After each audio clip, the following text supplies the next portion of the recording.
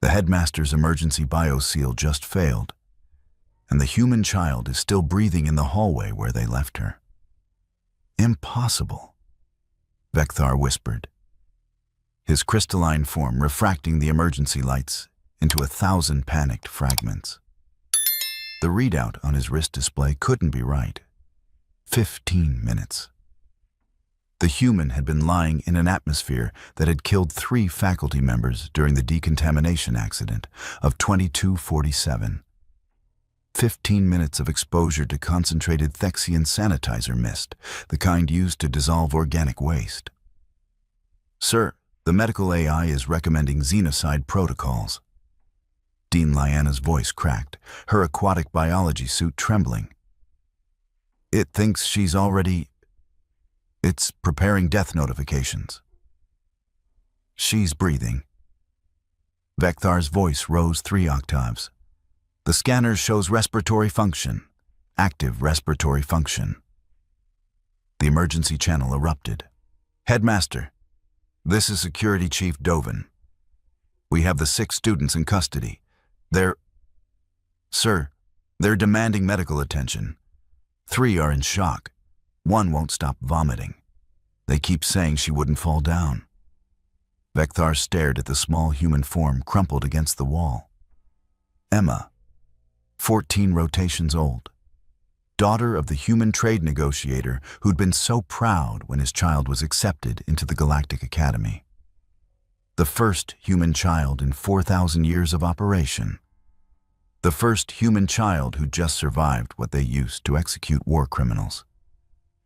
Get Dr. Felnix here now, Lyanna said, her empathic senses clearly overloading. And someone seal off this entire wing. If this gets out before we understand, it's already out. Vekthar pulled up the security footage, his hands shaking so badly his form began to lose cohesion. The Galactic Education Oversight Committee received automated alerts. They're convening emergency session.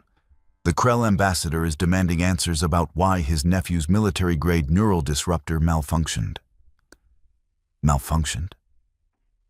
Lyanna moved closer to Emma, her scanner held at maximum distance like it was a weapon. Sir, it didn't malfunction. Look at the impact signatures. 7 direct hits. Class 7 neural disruptors. Each one should have caused complete organ failure in anything carbon-based. Then why is she bruised? Lyanna's voice went flat. She's bruised, sir. Not dissolved, not dead, not even unconscious anymore according to these readings. She's sleeping. The word hung in the toxic air like a death sentence.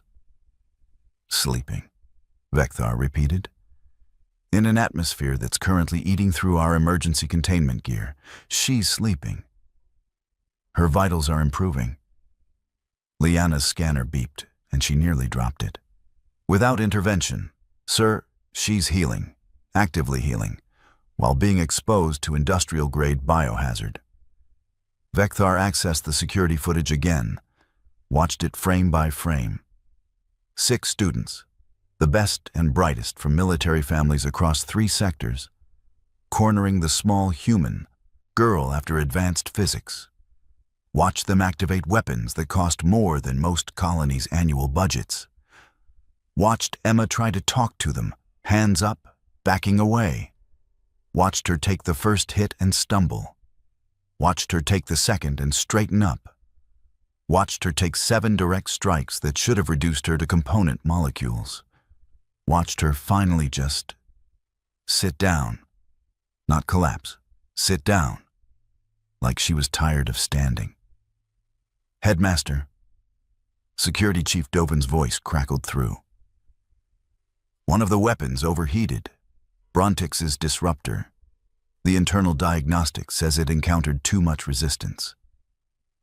Sir, how does a weapon designed to pierce starship hull plating encounter too much resistance from a 14-year-old child? Vekthar's internal structure began to vibrate at a frequency usually reserved for existential crises. In 4,000 years, the Galactic Academy had educated the children of every major species in known space. They had protocols for everything. Atmospheric preferences, dietary requirements, cultural sensitivities. They had absolutely nothing for a child who could survive their execution methods. "The committee wants answers in 30 minutes, Liana said quietly. "What do we tell them?" Vekthar watched Emma's chest rise and fall in the toxic mist. Steady, peaceful. "The truth," he said, "that we have no idea what humans are." The bioseal alarm screamed again. This time, it wasn't failing. It was trying to protect them from what was about to wake up. Dr. Felnix arrived in full hazmat gear, took one look at his scanner readings, and sat down hard on the floor. "That's not possible," the xenobiologist said, his voice muffled through 3 layers of protective membrane. "The toxin concentration here would kill me in 45 seconds. She's been exposed for 18 minutes. Her cellular structure should be soup." "Should be," Vekthar said grimly. "Isn't." Felnix crawled closer, his scanner extended on a telescoping arm like he was approaching a live thermal core. "Her metabolism is..." No, that's not metabolism. She's breaking down the Thexian sanitizer into component elements. Her body is using it." "Using poison," Liana said flatly. "Not poison to her, apparently." Felnix's scanner beeped again. "Her liver, I think it's a liver, is processing the toxin faster than I can track. Whatever humans are, their biochemistry treats our industrial cleaner as nutrition?" The emergency channel crackled. "Headmaster, the Krell ambassador is here, with the Quellan defense minister and the Thex matriarch. Sir, they're demanding to inspect the weapons. They think we're covering up a manufacturing defect." "Tell them," Vekthar began. "Wait." Felnix held up a manipulator appendage. "Play back the security footage, frame by frame. Focus on weapon impacts." Vekthar projected the hologram into the corridor. They watched in silence as Brontix's neural disruptor struck Emma's shoulder. The weapon's energy signature was perfect. Military grade. Designed to disrupt neural pathways in any carbon-based life form. Emma's shoulder moved backward 3 centimeters from impact force. Then she straightened up. "Pause there." Felnix's voice had gone very quiet. "See the energy dispersion pattern? The weapon fired correctly, full power, but look at her tissue response." The hologram zoomed in. Emma's skin showed slight reddening. The subcutaneous layers absorbed the energy burst and stopped it. Just stopped it. Like hitting a wall. "That's not dispersion," Felnix whispered. "That's resistance. Her tissue density is..." "How is that physically possible? She should weigh 300 kilograms with that cellular density." "She weighs 48, Liana said, checking the admission records. 0.3 kilograms. Felnix made a sound like his worldview breaking. "Then the gravity on her homeworld must be 2.3 times galactic standard." Vekthar read from the file. "We thought it was a data entry error." 2.3. Felnix's scanner clattered to the floor. She grew up in 2.3. Her entire muscular and skeletal system developed under pressure that would crush most of our students. Every day of her life has been strength training that would kill our Olympic athletes. The emergency channel erupted again. "Sir, we have a problem. Brontix just told his father exactly how many times they hit her. The ambassador is calling for an immediate investigation into how their military-grade weapons failed against a child. 3 other families are filing formal complaints. They want the weapons manufacturers held accountable." Vekthar felt his crystalline structure begin to crack. "They're blaming the weapons." "Sir, one more thing." The security chief's voice dropped. "We reviewed the full footage, the part before they started using weapons. Emma fought back for 8.3 seconds, hand to hand. We had the combat AI analyze her movements. And? The AI flagged her as a Class X threat. Sir, she pulled her punches. Every single strike she landed was deliberately reduced to force. The AI estimates she could have killed all 6 attackers in under 4 seconds if she'd wanted to. Liana's empathic field pulsed with horror. She chose not to hurt them. She chose to take it, Vekthar said quietly. She could have ended it instantly. Instead, she just let them hit her with everything they had, until she decided to sit down. Not collapse, Felnix said, studying the footage. She made a conscious decision to stop resisting. Look at her posture. That's not defeat. That's... Is she bored? They watched Emma sit against the wall, weapons fire still impacting her body, and her expression was almost peaceful, patient, like she was waiting for them to tire themselves out. The human child survived 7 direct hits from Class 7 neural disruptors and chose to let it happen. Vekthar's voice had gone very quiet. What kind of species produces children like this? Felnix pulled up the human homeworld data. His manipulator appendages started trembling. Headmaster, he said slowly, I need you to look at Earth's classification very carefully. Vekthar accessed the file, felt his entire being go cold. That can't be right. Class Dothirin? The highest known Deathworld is Class the 8th. Nothing survives Class Dothirin's conditions. Class Dothirin is where we test weapons, not where sentient species evolve. And yet, Felnix gestured at Emma, still sleeping peacefully in their execution atmosphere. Here we are. The bioseal alarm changed pitch. Emma's eyes opened. Oh no, Liana whispered. She's waking up. Ugh, did someone get the number of that shuttle? Emma's voice cut through the tension like a blade through atmosphere. She sat up slowly, rubbing her shoulder, and every alarm in the corridor went absolutely insane. Evacuate! Evacuate!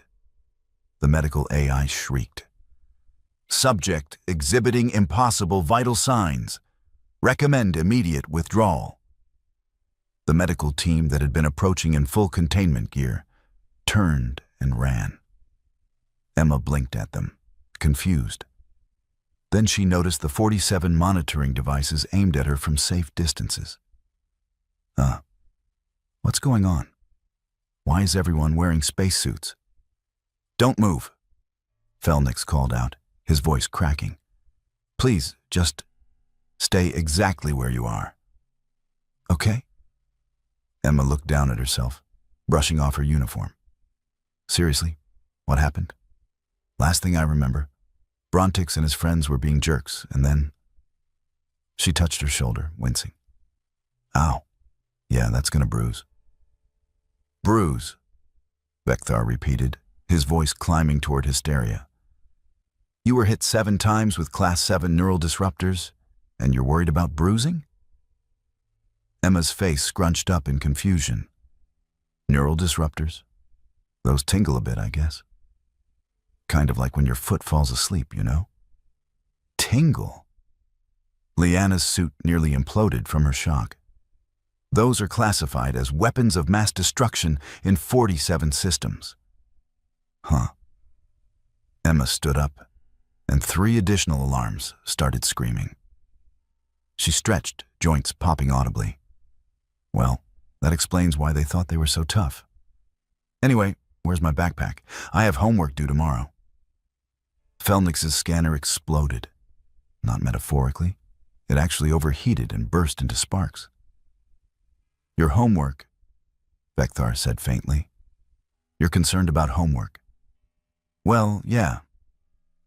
Emma looked around the corridor, spotted her bag near the wall, and started walking toward it. Every step made the deck plates groan under her mass. Mrs. Villana gets really cranky if we're late with assignments. Wait, how long was I out? Did I miss dinner? Missed dinner. Leanna was making a sound somewhere between a laugh and a scream. You've been lying in an atmosphere that's killed 3 faculty members for 22 minutes, and you're asking about dinner. Emma stopped, sniffed the air, and shrugged. Smells like the cleaning supplies we use back home. Pine Sol, maybe? Little bit of ammonia. Is someone cleaning? She paused. Oh no, did I make a mess? I'm really sorry if you didn't make a mess, Vekthar practically shouted. The bioseal failed. This atmosphere is lethal. You should be dead. From cleaning solution? Emma looked genuinely baffled. You shouldn't drink it, but it's not going to kill you just from breathing it. She noticed their expressions. Right? The silence stretched for 5 full seconds. Emma, Felnick said carefully, what exactly is your home planet like? Earth? It's pretty normal. Blue skies, oceans, mountains, standard stuff. She picked up her backpack, all 68 kilograms of it, with one hand. 3 additional monitoring devices shorted out. The gravity reading, Leanna said weakly. 2.3 times standard. That's not a data error? Oh, that? Emma laughed. No, that's about right. Actually feels a little light here, to be honest. Took me a week to stop jumping too high when I walked. Your gravity is great, though. I can finally do a backflip without worrying about landing wrong. Finally, Vekthar echoed. Yeah, I've been practicing, but Earth's gravity makes it hard to get the rotation right. Emma proceeded to do a casual backflip in the corridor. The motion was so fast that the security cameras only caught a blur. She landed perfectly, grinning. See? Easy here. Every athletic record in the Academy's database started flashing red. Emma, Felnix tried again, his voice very small. You mentioned bacteria earlier in your admission interview. You said humans are covered in them? Oh yeah, inside and out. We've got trillions of little guys just hanging out in our digestive system, on our skin, everywhere really. They're helpful though. Help us digest food and fight off the bad bacteria. She smiled brightly. Why? Do you guys not have gut flora? That seems like it would make eating hard. We absolutely do not have bacteria living inside us, Leanna said, her entire worldview crumbling in real time.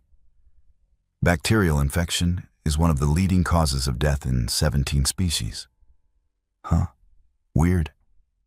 Emma dug through her backpack. Oh good, my sandwich is still okay. I'm starving. You guys want half? It's peanut butter and jelly. What? Vekthar said very slowly, is peanut butter. Ground up nuts mixed with oil and salt. It's great, high in protein. Emma took a huge bite, chewing happily while every xenobiologist in the building had a simultaneous crisis. She's eating concentrated plant proteins, Felnix whispered, with no processing, just raw plant matter ground into paste. And jelly, Emma added through her mouthful. That's fruit preserves. We boil fruit with sugar until it gels. She swallowed. Man, I really needed this. Getting beat up makes you hungry, you know. The emergency channel crackled to life.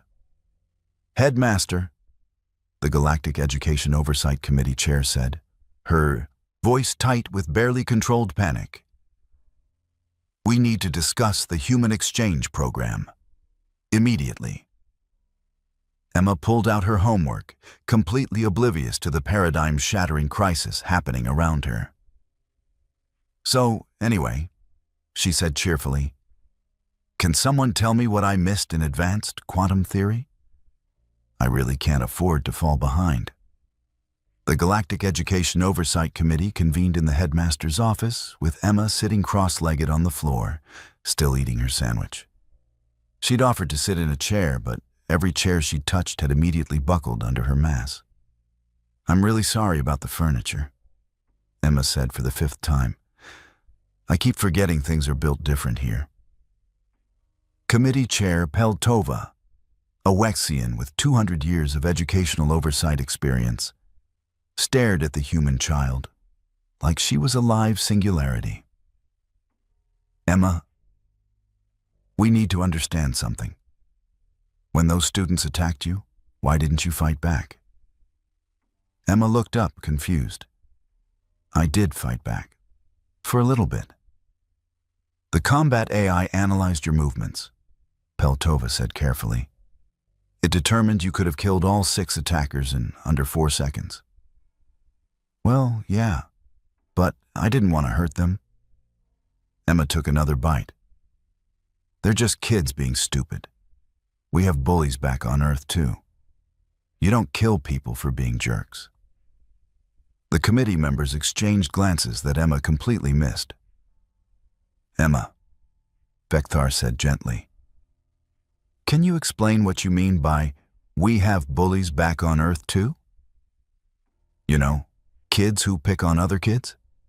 Usually the bigger ones picking on smaller ones, or groups ganging up on someone. Emma shrugged.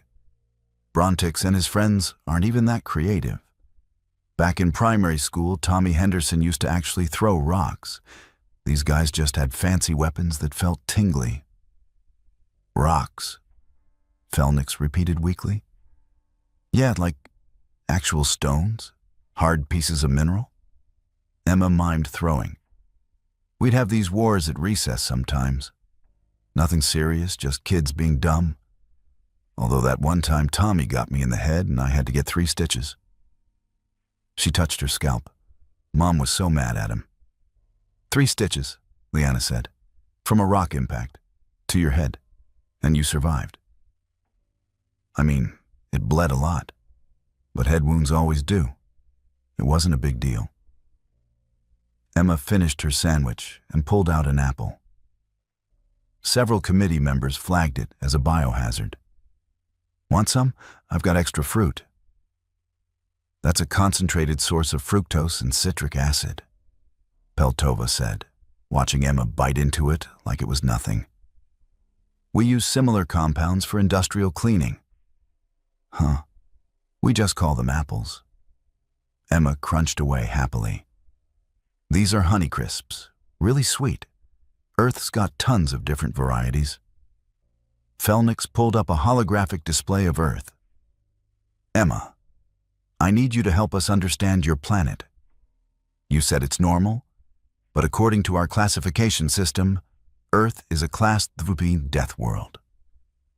What's that mean? It means, Felnix said slowly, that it's a planet where we test military weapons, not where sentient species should be able to evolve, let alone thrive. Emma laughed. That's ridiculous. Earth is beautiful. We've got forests and beaches and mountains. My dad took me hiking in the Rockies last year. The view was amazing.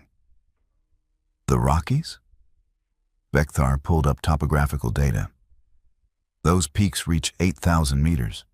The atmospheric pressure at that altitude would make you really tired and give you headaches if you're not used to it. Yeah, Emma said. But it's doable. People live up there. Some folks even climb without oxygen tanks, though that's pretty hardcore. Every member of the committee sat in stunned silence. Your atmosphere, Peltova said finally. High oxygen content, nitrogen base. That combination is what we use in our fuel refineries. Is it? Emma looked interested. I mean, I guess it is pretty reactive. We have fires and stuff. Oh, and rust. Metal rusts really fast on Earth if you don't protect it. Your planet is slowly dissolving metal through atmospheric corrosion, Liana said. And you consider this normal? Well, yeah. That's why we invented paint. Emma grinned. And stainless steel. And galvanization. We're pretty good at working around it. Felnix brought up medical imagery. Emma, when we scanned you, we found something remarkable. Your bone density is 3 times what it should be for your size. Your muscle tissue is so compact it barely registers on our equipment. And your skin. He paused. Your skin is essentially flexible armor. I guess. Emma looked at her arm. It's just skin. Everyone on Earth has it. Everyone on Earth, Peltova repeated slowly, has military-grade protective tissue as their normal biology. If you say so. Emma pulled out her homework tablet, the third one this week, since she kept breaking them. So, about advanced quantum theory. Did we cover paradox resolution? The door opened. Security Chief Dovin entered with Brontix and the 5 other students. They looked terrified. Ah, there they are. Emma brightened. Hey guys, no hard feelings, okay? I know you were just being dumb. Brontix stared at her like she was a nightmare given form. You're not angry? Angry? Nah. Emma waved it off. It wasn't nice, but I've had worse. Remember I said Tommy Henderson threw rocks? At least you guys weren't aiming for my face. We hit you with enough force to crack starship hulls, Brontix whispered. Yeah, that's gonna bruise, Emma admitted, rubbing her shoulder again. But bruises heal. It's fine. Fine, Brontix repeated, his worldview shattering in real time. Oh. Emma dug in her backpack. Want to see pictures of my cat? Her name is Princess Whiskers. She's the sweetest thing. She pulled out her tablet, and the screen showed a small predator with extended claws and visible fangs. You keep a predator as a pet, Felnick said faintly. She's a cat, Emma said. Like this explained everything. She mostly sleeps and knocks stuff off tables. Oh, and she brings me dead birds sometimes. It's gross, but she's trying to be helpful. Peltova made a decision. Headmaster Vekthar, I'm issuing emergency protocol updates. Effective immediately. No physical altercations with human students. For the safety of all other students. Good idea, Emma said, completely missing the implication. Fighting is dumb anyway. Hey, you guys want to work on the quantum theory homework together? I'm still fuzzy on the third paradox. The 6 former attackers, who had expected punishment, found themselves instead assigned to Emma's study group. Their education about Earth was about to begin. 3 days later, Emma walked to advanced quantum theory with her new study group trailing behind her like nervous satellites. So let me get this straight, Brontix said, still processing. On Earth, children regularly engage in combat sports for fun? Yeah, like dodgeball, football, hockey, martial arts. Emma shifted her backpack, now reinforced with starship hull plating after she'd torn through 4 regular ones. It's good exercise. Builds character. Dodgeball, one of the other students, Kiv, whispered. They throw projectiles at each other's heads. Well, you're supposed to aim for the body, but yeah, headshots happen. Emma laughed. Man, you guys would hate dodgeball. Some kids throw really hard. The group passed a maintenance crew reinforcing the floor panels where Emma walked regularly. She waved at them cheerfully. They waved back with the careful enthusiasm of people who'd seen her accidentally put her hand through a wall while reaching for a light switch. Oh, before I forget, Emma said, my family's visiting next month. Mom's bringing my little sister. Brontix stopped walking. Your little sister? Yeah, Lily, she's 3, total troublemaker. Emma grinned. Fair warning, she's in that phase where she puts everything in her mouth. Mom's worried she'll eat something she shouldn't. Eat something she shouldn't, Kiv repeated slowly, like crayons or dirt or whatever. You know how toddlers are.